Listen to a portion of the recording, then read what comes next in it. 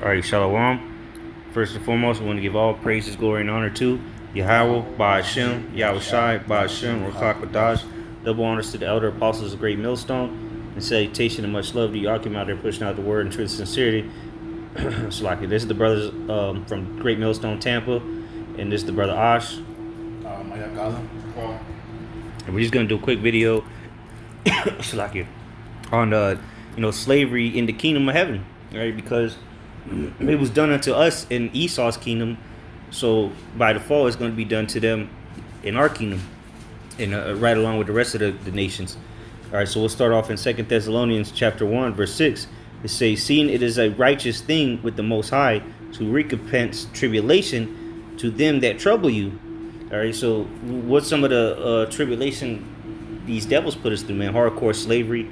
All right, and until this day, beginning all the way back in 1492, they did nothing but rape, rob, murder, all right, all kind of atrocity, heinous crimes against us. So the Lord said it's a righteous thing, all right, with the Most High. So in the eyes of the Lord, it's going to be a righteous thing for us to put them into slavery, for us to whip their backs, for us to send them on slave ships, But these are going to be intergalactic, But the Lord, it's a righteous thing in the eyes of the Lord. He's with it, okay. And most importantly, it's been prophesied in the scriptures, okay, through the words of the Lord.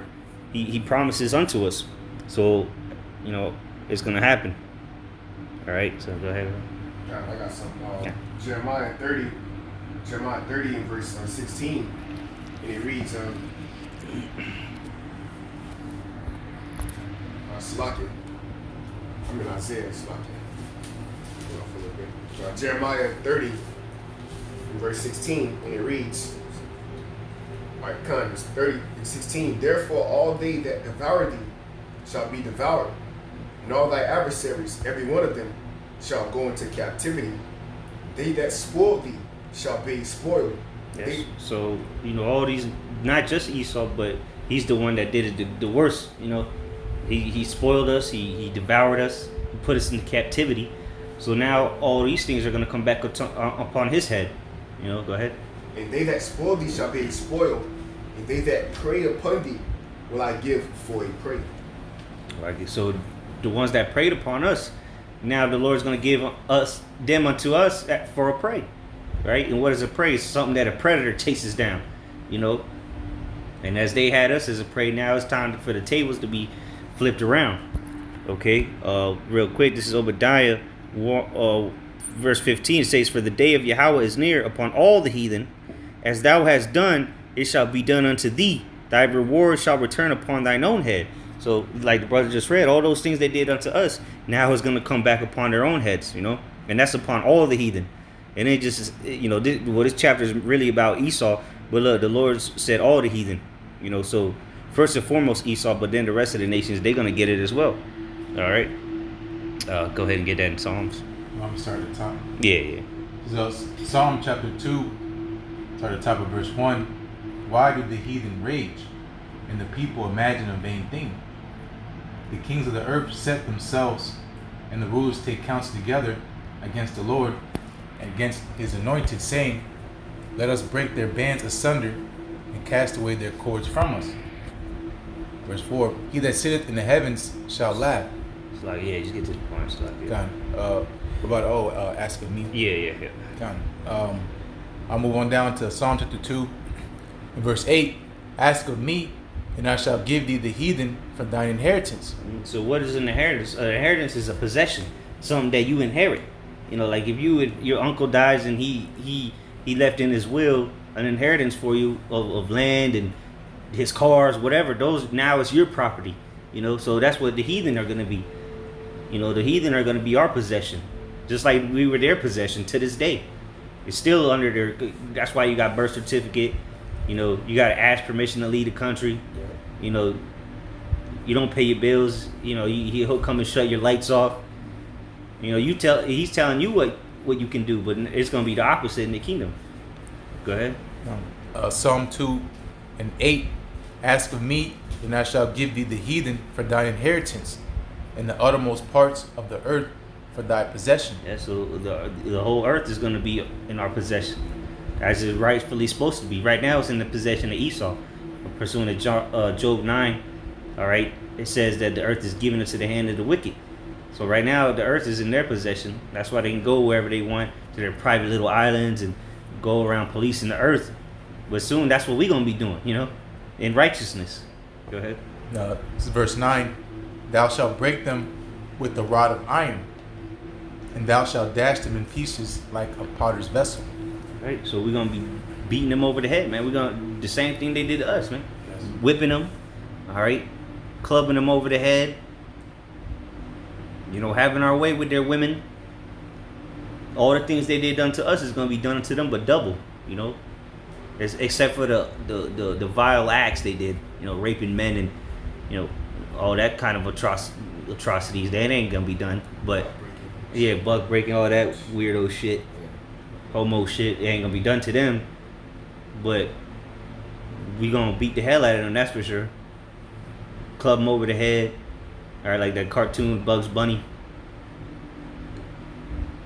Go ahead, you have something? Yeah, Ezekiel 39 verse 14, and they shall sever out men of continual employment. Yeah, so there's gonna be continual employment for you in the kingdom, all right, because our kingdom is gonna be always expanding. Forever expanding. That's right. And the first job you're gonna have is gonna be picking up dead bodies, and there's gonna be plenty of bodies to pick up. Go ahead. I started 13. Okay. I said that. Yea, all the people of the land shall bury them, Oh. and it shall be to them a renown the day that I shall be glorified, said the Lord Yahweh. Nope, that's gonna be a day they gonna remember forever. Right. When they see the masses of dead bodies and then be told they gotta go bury them. That's right. They gonna remember that till they die. That's right. Go ahead. Verse 14, and they shall sever out men of continual employment, passing through the land to bury with the passengers those that remain upon the face of the earth, to cleanse it. Because that's how you're gonna cleanse it, or putting the that's why the scripture say the soul goeth up to the Most High, and the body goes back down to the earth. So roughly paraphrasing, But hey, our first slaves are gonna do that, do the burying, and it's gonna take a while. It's gonna all day, every day. All they're gonna see is dead bodies and holes, digging the holes. Go ahead. God, after the end of 7 months shall they search. Let me go to Jeremiah 49 and go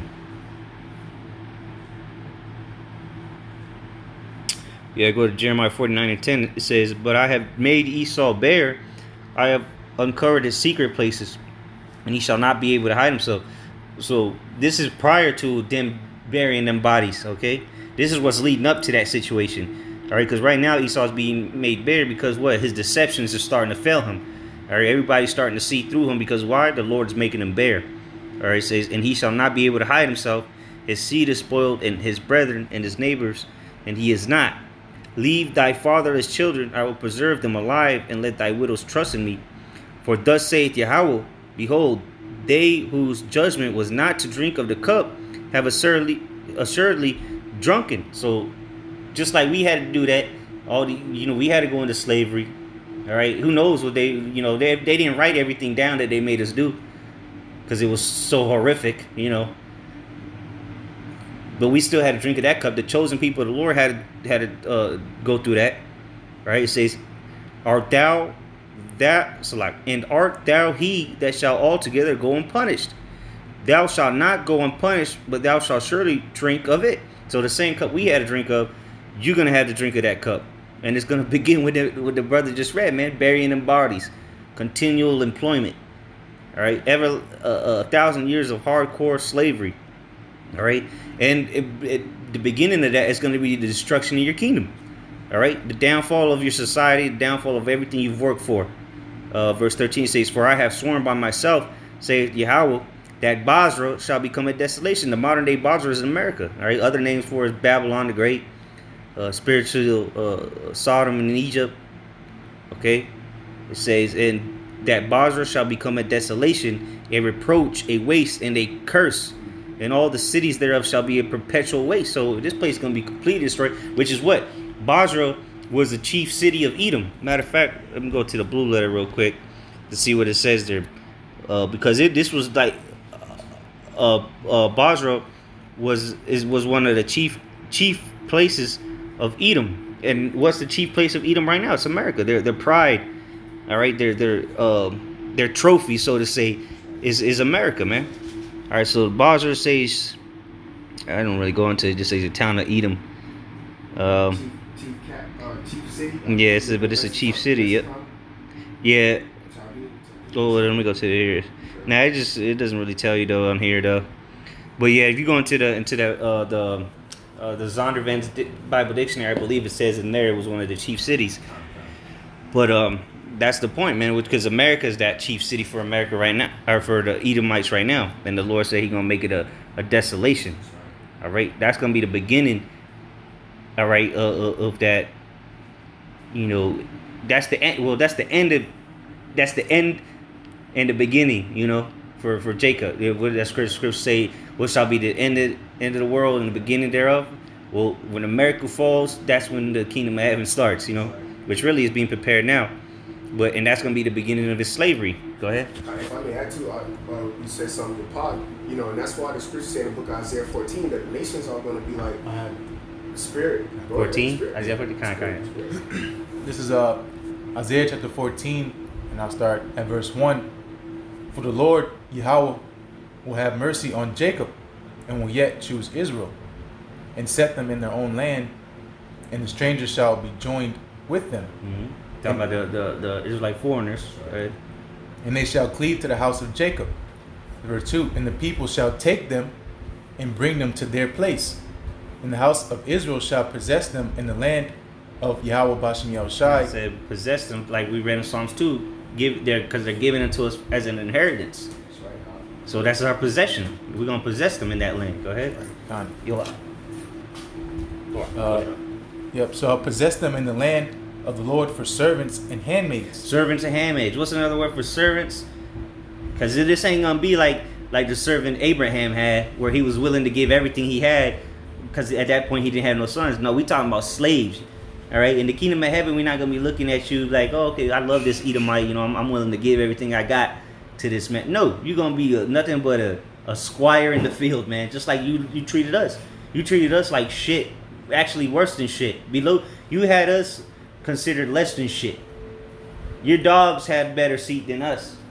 Hey, that's why scripture say no mercy shall be shown to him that have shown no mercy, man. Mm-hmm. You ain't shown no mercy, so don't expect no mercy on the Edomite kingdom of heaven. Mm-hmm. And your women as well, because your women did a lot of atrocious acts too. Got a lot of Jakes killed. Yeah. Go ahead. And they shall take them captives, whose captives they were. Yeah. So who are we captive to, man? First and foremost, most importantly, Esau Edom, the self-proclaimed white man.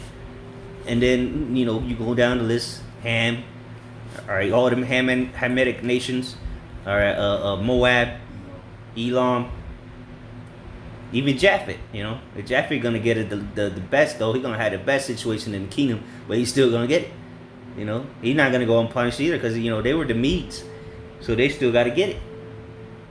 Go ahead, though. And they shall rule over their oppressors.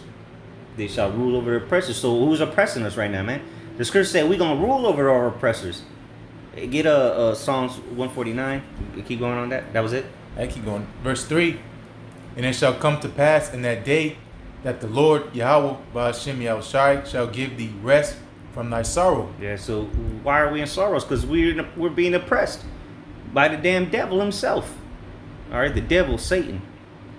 The dragon, the beast, Edom, Esau, okay, the wicked, Idumea, you know, whatever code name, Caucasians, whatever they want to call themselves, those are our oppressors, all right, but we know what the Bible calls them, we know their biblical nationality, all right, we're going to have rest from that, because, well, now we're going to be oppressing you.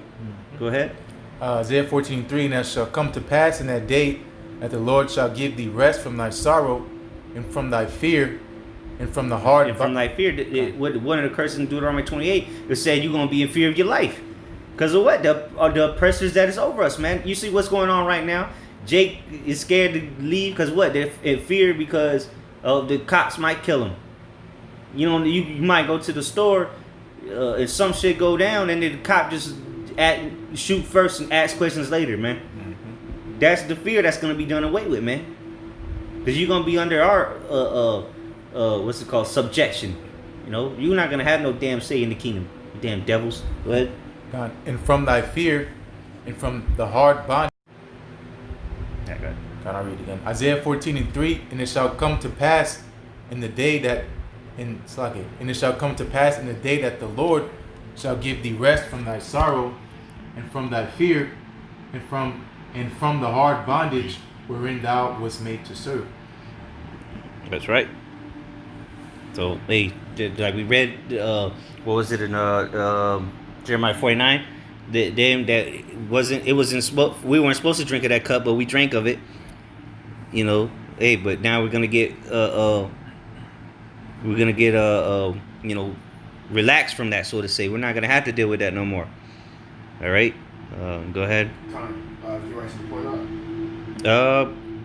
I mean, you could read that whole chapter, really. I mean, it's not too long. All right, I'll start from the top. Psalms 149:1. Praise ye the Lord Yahweh. Sing unto Yahweh a new song, and his praise in the congregation of saints. Let Israel rejoice in him that made him. Let the children of Zion be joyful in their king. Let them praise his name in the dance. Let them sing praises unto him with the timbrel and harp. Okay, so this is a prayer, all right? And then the scriptures that's going to come up is going to tell you what this prayer is all about. Why they're singing and praising the Lord, this is a song for the Israelites. Go ahead. Verse 4. For the Lord Yahweh taketh pleasure in his people. Which is people is the Israelites. Go ahead. He will beautify the meek with salvation. Let the saints be joyful in their glory. Let them sing aloud upon their beds. Let the high praises of the Most High be in their mouth, and a two-edged sword in their hand, to execute vengeance upon the heathen and punishments upon the people. Okay, so execute vengeance upon the heathen and punishment on the people. The heathen being the other nations, all the other nations, and we're gonna be punishing them because what? They're gonna be breaking the law still. So we're gonna come down and we're gonna be the police, all right? You see how Jake getting harassed, beat down in the streets for breaking the law. Well, guess what? We're gonna do the same thing in righteousness because you breaking the Lord's law, the Most High's law. So we're gonna be justified in it. Go ahead. Verse 8, to bind their kings with chains. Bind their kings with chains. What do you use chains? Weren't we put in chains? You know, our people were put in chains in slavery. Keep going.